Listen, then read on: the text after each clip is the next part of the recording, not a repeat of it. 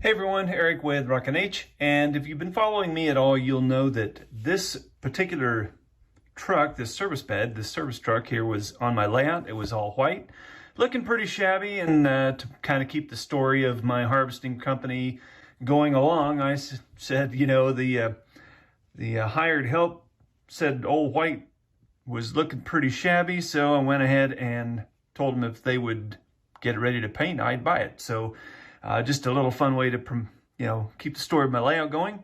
And here we are. So I see a lot of comments on Facebook, how do you stretch a truck and how do I do this and how do I do that? Well, it doesn't have to be that hard. I'm going to show you Cheater's Way. This is not a pro tip. This is just a tip on how to get the results you want with a beginner set of skills. How about that, okay?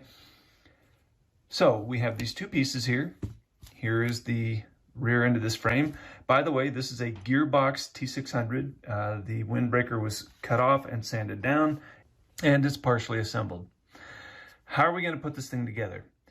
Now, one way to do this, is to use brass channel and stretch this out. You would use the channel between here and here, and then that would be your bridge, and then you'd set the service bed on top.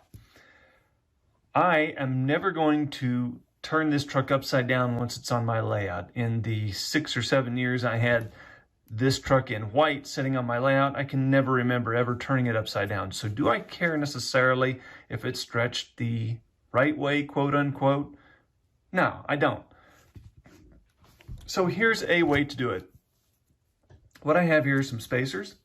This is just some leftover resin from another project. What I'm going to do is I'm going to lay these pieces in here. Now, you could use a solid piece of styrene. You could use a piece of brass. You could use whatever you want or whatever you happen to have on hand. I like the black. It just happened to be black. That's good. I have this sanded nice and flat here. There's no rough surfaces here. It actually looks pretty shabby from the side because the paint's come off. But again, for my layout, it's not a big deal. I've set those spacers in there. And how thick should your spacers be is the question. Well, I want my wheels to have this much space between the top of the fender and the tire. So that's the amount of space I want. You could use thicker plastic or a thicker piece of whatever and give yourself a little more room if you like more room between the top of your fender and the tire. This is completely up to you. This is the look I like. This is the look I'm going to have. Next, I have these spacers right here. And I'm going to marry these pieces just like this.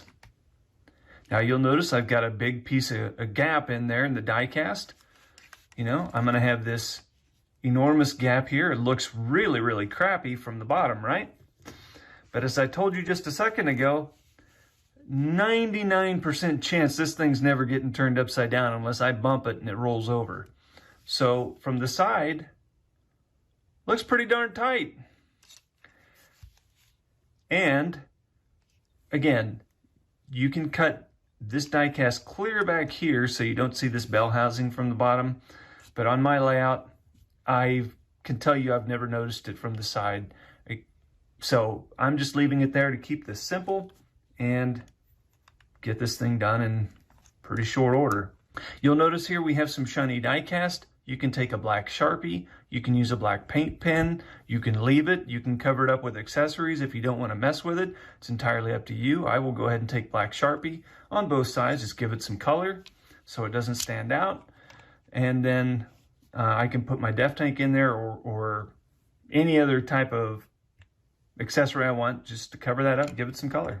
All right, let's go ahead and get this thing glued in and get it done. I'm using CA glue, which is for sale in my store.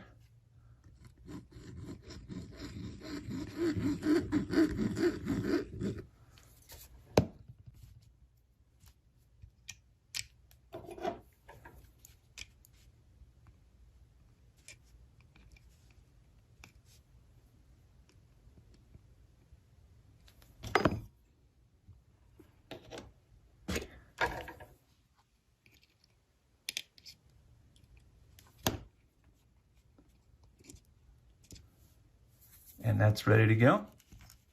We'll put our other two pieces up here.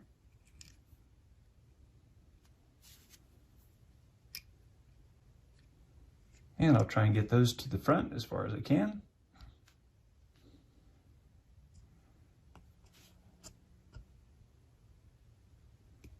And there we go. Going to use a splash of Instaset here. And that'll do it for all four pieces. Now we can go ahead and put our rear end in this.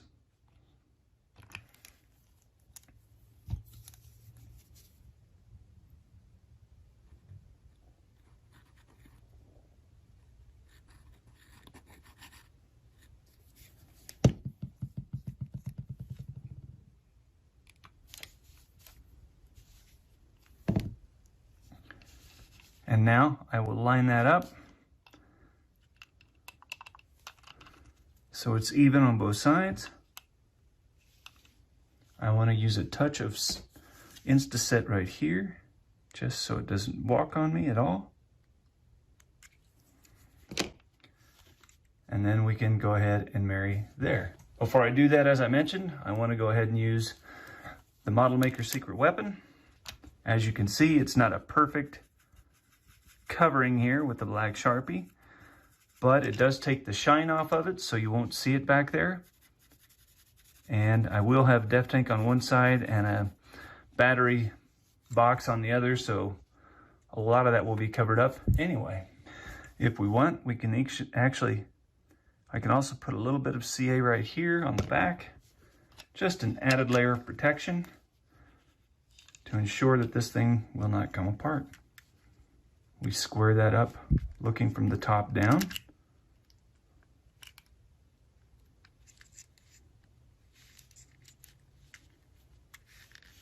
And now from the front.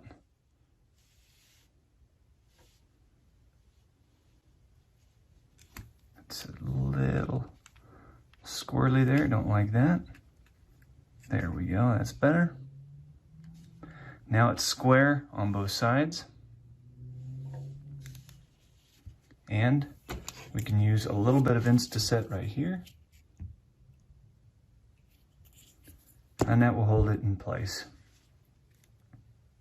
Now, I will iterate that this is not a perfect way to do this. This is a way to do this. This helps speed this project along. It gives me something on my layout I can enjoy. Again, I would not put this in a competition of any sort because even the paint flaked here a little bit. I used two different brands of paint, which kind of got goofy on me, but you know, on my layout, looking at it from a distance, it's not going to be a problem. This is now set, so I am ready to add the fuel tank that's missing here, my accessories on both sides, right below that sleeper, and then anything here in the service bed along with all the other things on the cab. And there you go. This thing is ready to be completed.